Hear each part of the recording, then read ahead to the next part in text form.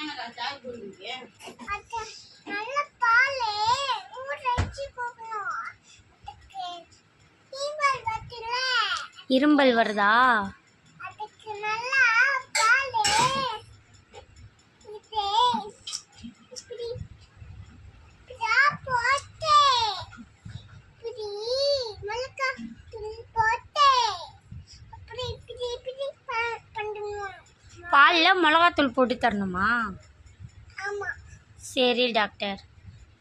அதுக்கு மருந்து போடணும். மருந்து போடணுமா? வாந்தி எடுத்துச்சுன்னா தண்ணி கொடுக்கணுமா?